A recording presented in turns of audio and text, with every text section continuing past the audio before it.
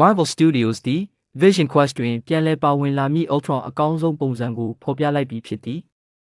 2026တွင်ထွက်ရှိမည့် Vision Quest Ultron ပထမဆုံး Live Action ပုံစံကိုတွေ့မြင်ရပြီဖြစ်သည်ယခုအောက်တိုဘာလတွင် Marvel Television သည် WandaVision 3 ကားတွဲ၏တတိယနှင့်နောက်ဆုံးအပိုင်းကိုတင်ဆက်မည်ဖြစ်ပြီးယင်းသည် Avengers Age of Ultron အဆက်စစ်အမှန်တစ်ခုဖြစ်လာမည်ဖြစ်သည်ဤ Disney ဇာတ်လမ်းတွဲသည်လွန်ခဲ့သော10နှစ်ကစတင်ခဲ့သည့် Paul Bettany Vision နှင့် James Spader Ultron တို့ကြားရှိဖခင်နှင့်သားဆက်ဆံရေးကိုဆက်လက်ချဲ့ထွင်သွားမည်ဖြစ်ပြီး Avengers ဗီလိန်ကြီးတည်ဆုံသွားခဲ့ဟန်ရှိခြင်းသည်ဖြူအတွက်ပြဿနာမရှိကြောင်းတွေ့ရသည် Marvel Studios သည်ဒီနှစ်3 Expo ပြပွဲ၌ Vision Quest ပြကွက်တစ်ခုကိုဖွင့်လှစ်ခဲ့ပြီးမူလ Human Torch ကိုအရေးအမွေပြသည့်ဖန်သားပြင်တစ်ခုလည်းပါဝင်သည်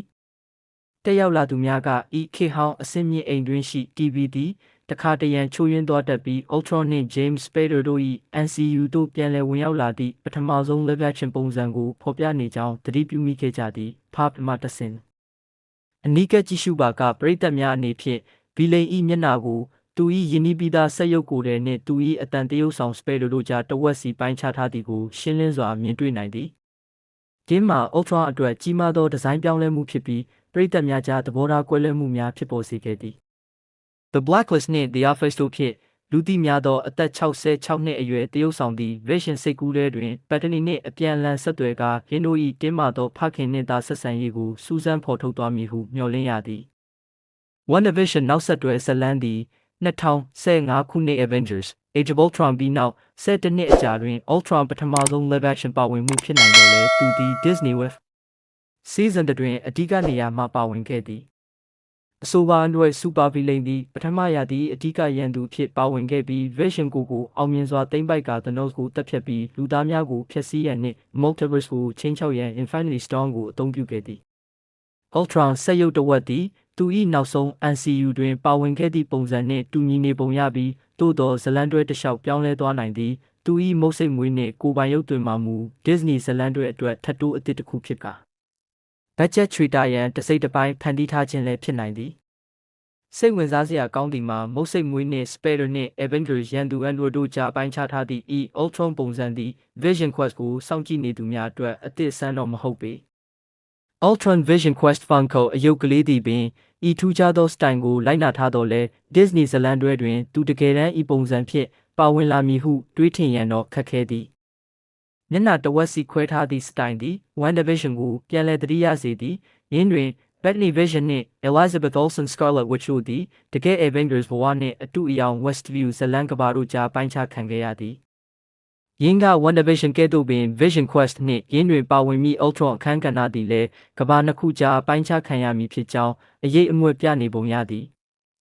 Vision Quest ကို Disney တွင်အောက်တိုဘာ14ရက်၌ပရီမီယာပြသမည်ဖြစ်ပြီးသတင်းများအရယနေ့ပရိသတ်များသိထားသည့် MQ Streaming နီးကုန်းချုပ်လည်းဖြစ်လာနိုင်သည်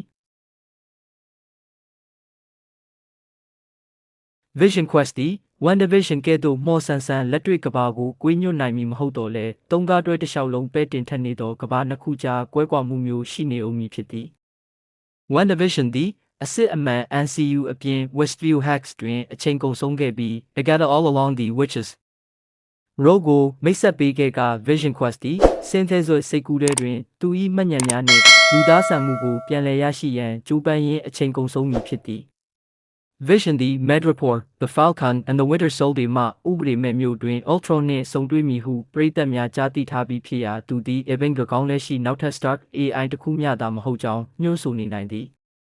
ယင်းအစား Avengers Age of Ultron ဖြစ်ရများမှအသက်ရှင်ကျန်ရစ်ခဲ့သည့် Ultron အကျွင်းကြံများအပြင်ဘက်တွင်ရှိနေနိုင်ပြီးယင်းတို့ထိန်းချုပ်မှုမလွတ်ကင်းသွားစေရန်တားဆီးရန်မှာ Vision တာဝန်ဖြစ်လာမည်ဖြစ်သည်